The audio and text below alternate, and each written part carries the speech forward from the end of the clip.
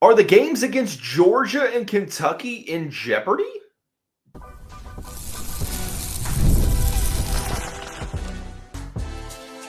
You are Locked On Louisville, your daily podcast on the Louisville Cardinals. Part of the Locked On Podcast Network, your team every day. Card Nation, what's going on, everyone? Welcome into this Friday edition of the Locked On Louisville podcast. I'm your host, Dalton Pence. This is my sixth year covering the University of Louisville, fourth year hosting this show. And I want to take the time to thank you all for making us your first listen of the day. Just a reminder, Locked On Louisville free and available on all streaming services, including YouTube, 5 days a week, your team every day. On the show, we're going to react to the seismic change in the college football landscape. On Thursday, it was announced that the SEC is officially moving to that 9-game conference schedule beginning next season. There is a catch to that, so we're going to discuss the aftermath. What does this mean for the upcoming games against Georgia and Kentucky and even Texas A&M down the road? We'll discuss the ACC potentially following in the SEC's footsteps, wanting to implement this new scheduling model. There is one major hurdle and obstacle that the conference is going to have to overcome. And then to conclude the show, we will answer a couple of weekly mailbag questions. But first, today's episode of the show is brought to you by FanDuel. Football season is around the corner. Visit the FanDuel app today and start planning your futures bets now. Excuse me. So, first off, my apologies for not having a show yesterday. Some things came up, but wanted to have a show today, of course, to wrap the week up, and got the news on Thursday, and I felt like it was appropriate to react to it because Louisville fans were discussing what's going to come next. Like, how is this going to affect Louisville? How is it going to affect the ACC? And much more. So on Thursday, it was officially announced after being rumored for, honestly, the past couple of years, but even louder and louder recently. SEC's moving to a 9-game conference schedule beginning next season. Your first initial thought is to kind of roll your eyes and think that it's, SEC is going to, gain more TV money and try to get more 8-4, 9-3 teams into the playoff by suggesting that they're playing the best of the best. Might be some merit to that conversation, but I'm not going to discuss that at the moment. The main thing is there was a catch. And that is that the SEC teams have to schedule at least one quote-unquote high-quality non-conference opponent from either the ACC, Big 10, Big 12, or it has to be Notre Dame. So they have to schedule another Power 4 team on top of the 9-game conference schedule, which I like. I think that it keeps a little bit of the integrity in the college football scheduling, across conferences. But the thing is, well, what does this mean for the Cardinals? Because Louisville has Georgia and Kentucky both scheduled in the 2026 slate. Home and home with Georgia. Kentucky usually is it is an annual game. And then beginning in 2028, supposed to have a home and home with Texas A&M. So we'll start with Georgia. And Georgia is in a weird spot because they have two teams from the ACC that they're playing next year. They play Georgia Tech, who is their rival, every year, and then they've got the home and home with Louisville. So I kind of go back and forth on this. Like, if it comes down to, like, Georgia is going to decide one or the other, like, let's entertain all hypotheticals. If Georgia says, you know what, we're going to play one or the other, they're not going to play Louisville. Like, they're going to keep their rival on schedule. I mean, the Bulldogs program would be absolutely scrutinized if they took the Yellow Jackets off of the schedule. Like, Georgia Tech is going to remain on that schedule. But let's say that because I think that Kirby Smart is a guy who doesn't really duck the smoke. Like, he schedules some pretty challenging non-conference games, like scheduled Clemson. I think it was a back-to-back neutral site game. But with 2026 being next year, it's not impossible to get out of that game. But with how soon of a game it is, it could be a situation where, hey, because it's 1 year away, they may decide to remove the logistical headaches and keep the Cardinals on the schedule for 26 and then remove them for 27. I don't know. Personally, I think it's going to have to be something that Georgia decides because, first off, I mean, Louisville, Jeff Brom is not a guy who ducks the smoke. Like, he tried to schedule Ole Miss. He tried to schedule Tennessee. They scheduled a home and home with Notre Dame. home and homes with Georgia and A&M. Like, Jeff Brom wants to play the best of the best. He's gone as far as saying that. And number two, that would be like the Cardinals' top drawing home game crowd next year because there's no Clemson or Miami on the schedule. So maybe, playing a Georgia team that you probably on paper would lose to, theoretically, you don't have to play Clemson or Miami, so it kind of evens out. But I am kind of torn on this. Like, I think that this is going to have to be something that Georgia takes the reign on and says, you know what, we're only going to play one of the two ACC teams. We're going to keep Georgia Tech. Louisville, appreciate it. Probably had to pay a little bit of buyout money because I'm not sure that Louisville's going to have a handshake agreement to just drop that game because they would have to find another opponent. But hey, I mean, Indiana dropped Louisville because they didn't want to. That's a different situation. And I think that's the program that's probably scared the most. Like, you mean we have to schedule a tough out-of-conference game? I don't know about it. It is what it is. So Georgia kind of up in the air. I'm leaning more towards this game being played, but then again, things are changing so quickly, so we just don't know. And then we talk about the Kentucky game, which different because they don't have two non-conference Power 4 team schedule. Like, when Kentucky doesn't play Louisville, they usually don't play another Power 4 team in non-conference. Like, they either schedule 3 MAC teams or FCS team, just non-Power 4. So I mean, there were rumors that if Kentucky beat Louisville this year, that they would have dropped the Governor's Cup on a winning streak and stopped playing that game. But with them getting blown out, maybe it's a little different. I think that if either side tries to get out of this game, it's going to be met with an extreme amount of criticism and scrutiny. So I could see a reality, and this is maybe the most likely one that makes sense, is that Louisville plays Kentucky every year, and that's it, right? Like, Kentucky will play Louisville every year. Like, that's the SEC team checking the box off in the non-conference. But, does Louisville schedule other teams? Because there's no doubt that the Cardinals would want to, but would other teams be willing to is the question. And I just don't know that that's going to be the case. So it could be, but again, there's so many unknowns going at the moment. So my gut is telling me that 2026 is going to be safe. That is what my gut is telling me because it's a quick turnaround. It's next season. I think if something changes, it's going to be Georgia getting out of this game because they already played Georgia Tech. And I would completely understand that. If for whatever reason, and of course I'm covering all bases here, if Kentucky says, you know what, we're going to take Louisville off the schedule and we're just going to schedule like Northwestern or Cal or Stanford, like I would laugh. And of course, all hypotheticals here. I'm not saying that Kentucky would do that, but I think 2026 is going to be safe. 2027 might be different because things can change so quickly.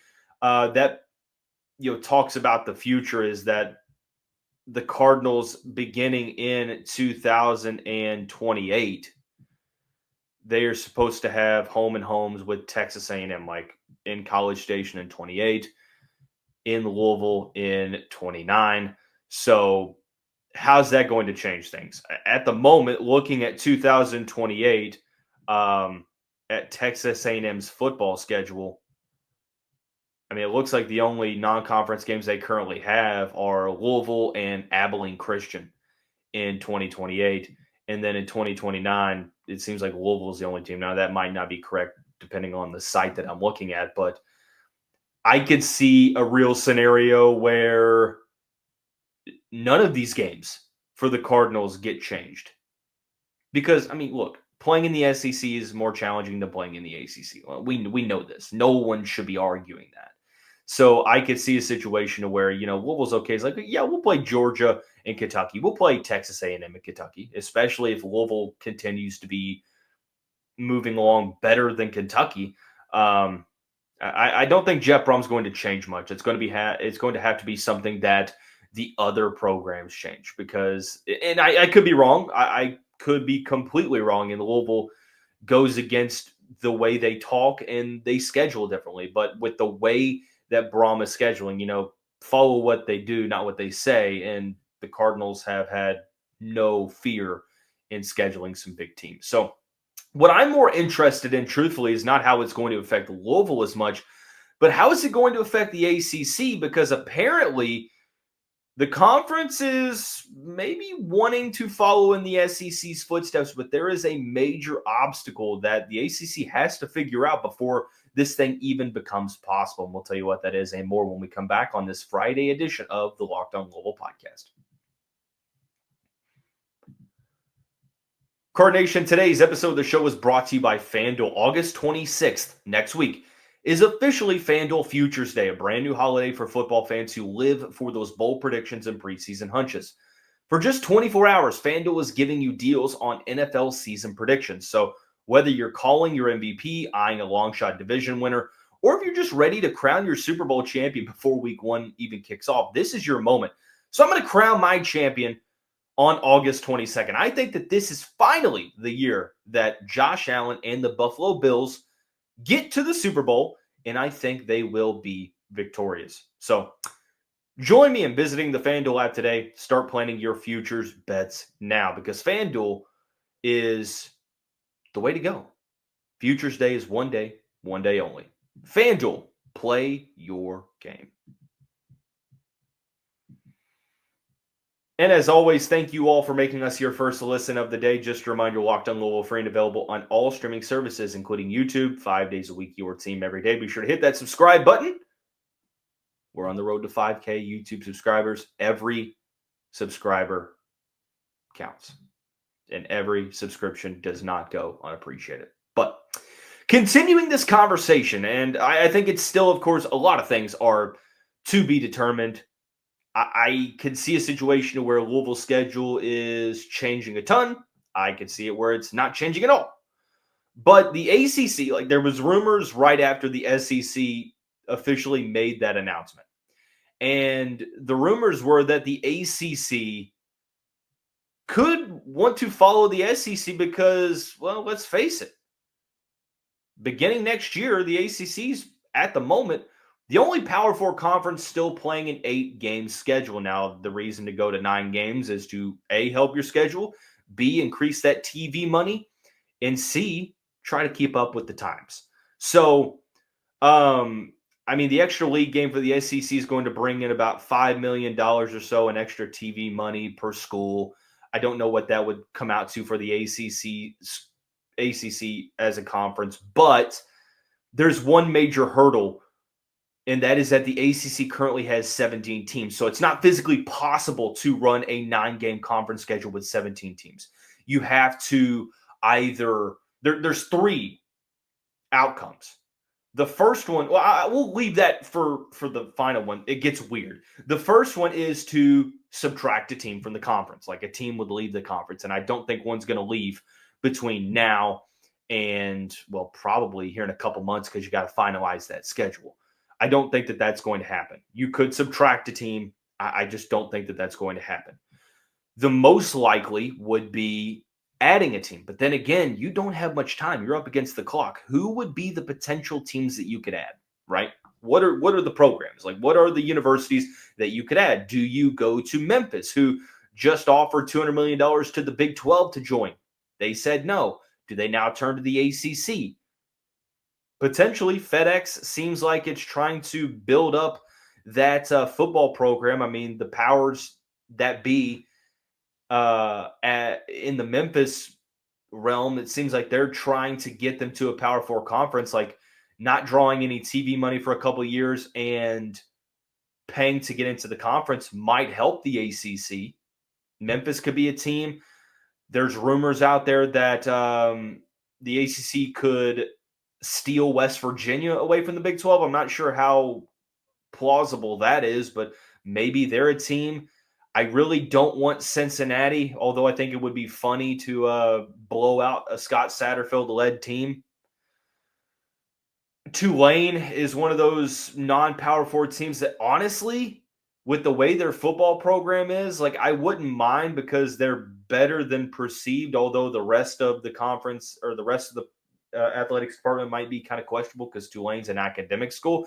Maybe that appeals to some schools in the ACC. Maybe it appeals to Notre Dame. I don't care. I don't really want to appeal to Notre Dame at all, but it is what it is. So Tulane, Memphis, West Virginia. I mean, do you give a look at South Florida? I mean, you've got to get creative here because there aren't like clear-cut teams that you're just like, yeah, bring them in, bring them in. Like, do you go to Oregon State and just say, we have no meaning of the Atlantic Coast Conference? Washington State, probably not. It just gets challenging, right? So you got to get creative. Now, the third option is where things get really, really messy. You could, and some view this as the most likely solution because it requires the least amount of change, but it's unfair to the conference, and it's going to financially hurt the conference. You could, since Notre Dame is going to have challenges filling their schedule because of teams only having to play one Power 4 team, the schedule is not going to be as easy to construct for them. So if it's a situation where every game that Notre Dame plays against ACC teams counts as a league game, that could potentially work. The only issue is that it hurts the league financially. Notre Dame's home games are locked into NBC. And of course, I'm kind of pulling this from Backing the Pack, the NC State SB Nation site. But it brings up a great point. The Notre Dame home games are tied into NBC. So it won't go to the TV deal with ESPN. So it won't be any more additional money. So why move to that if you're not going to? I mean, I guess playing Notre Dame is going to help in itself, but if you're not getting any money from the Notre Dame home games, does it make sense to move to the 9-game conference schedule? If it's not going to financially benefit you in the long run. So it's kind of just a really, really tough situation. So,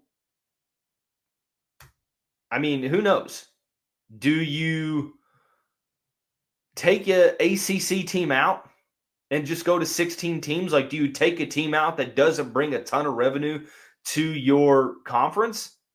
It feels drastic because it is drastic. It feels like the least likely of the three outcomes, but everything's on the table. Because, and this has been one of my issues with the Atlantic Coast Conference, is that it feels like everything the ACC does up to this point has been reactive and not proactive. And that's the exact opposite of the way that you need to be operating in an era of college sports, to where you're seeing the SEC and the Big Ten at every turn try to separate themselves from everyone else.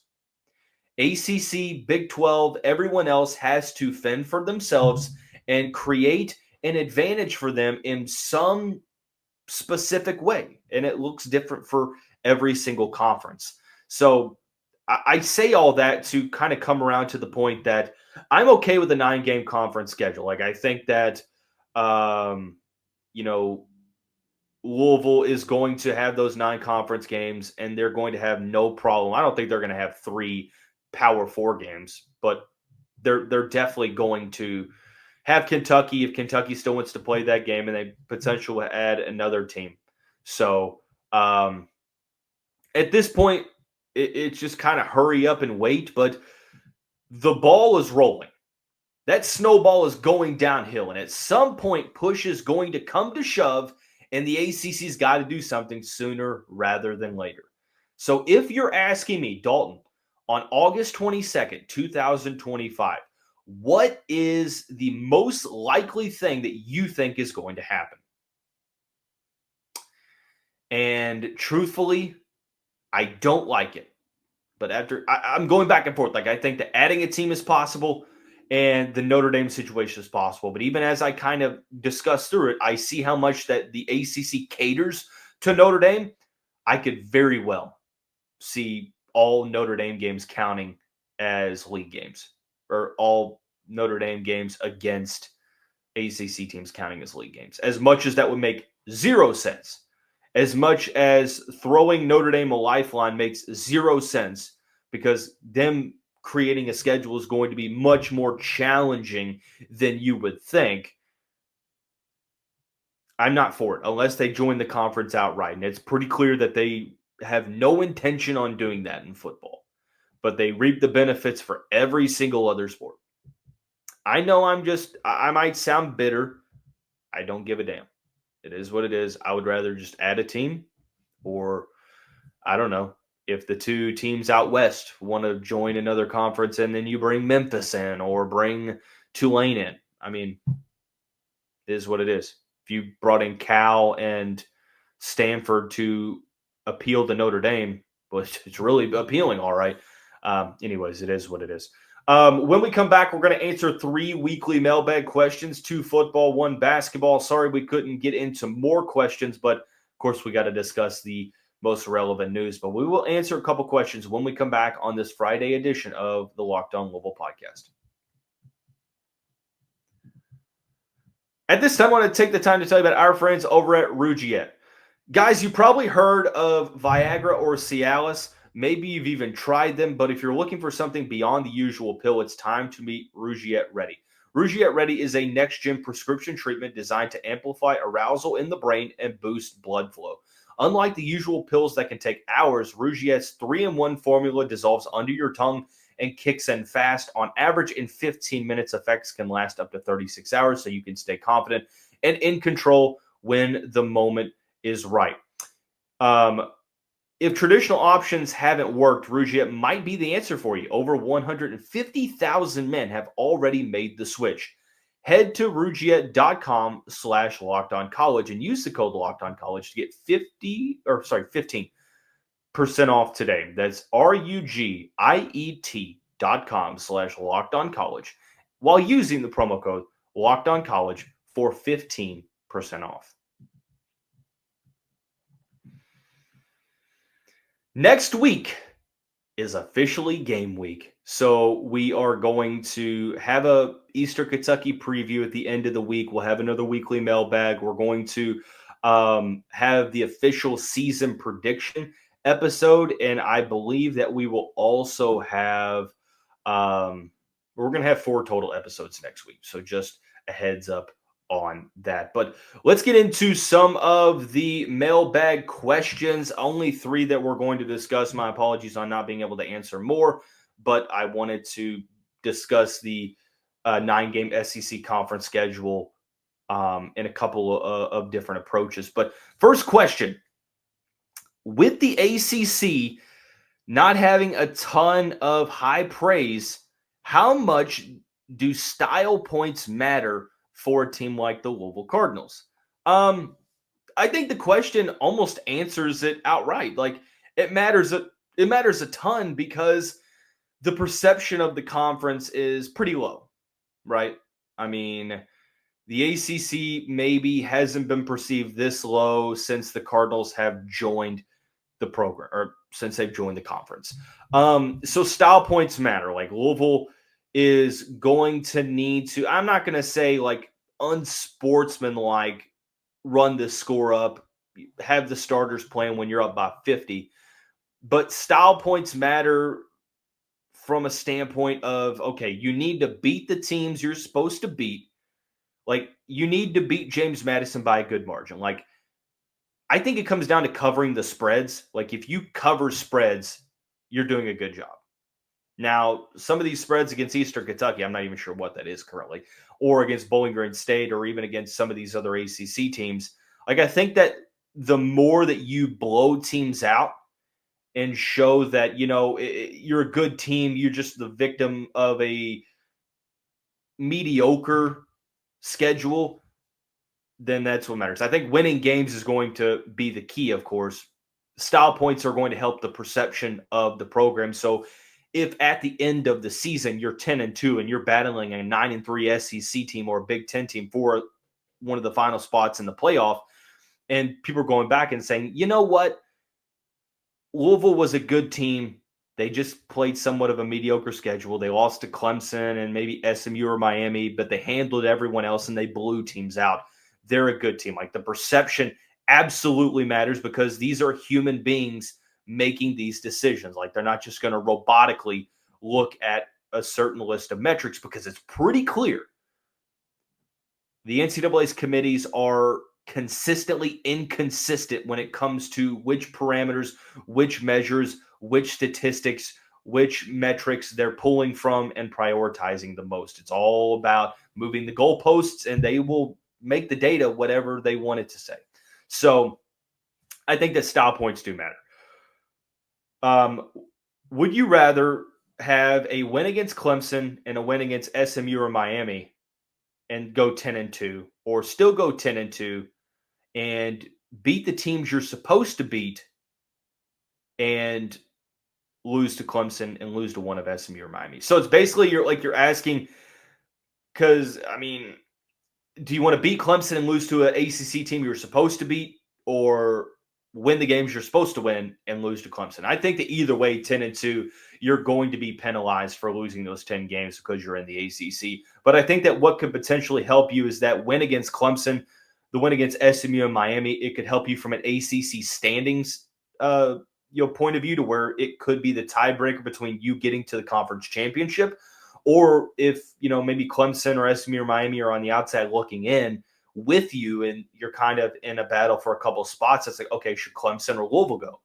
Both are maybe 10-2, and hey, Louisville's got the head-to-head victory over Clemson. That's what I'd go with. So and it would be a huge win. I mean, Clemson's supposed to be really good. That would be a morale-boosting win. So I think that it's going to be something that you get penalized for regardless, having lost 2 games.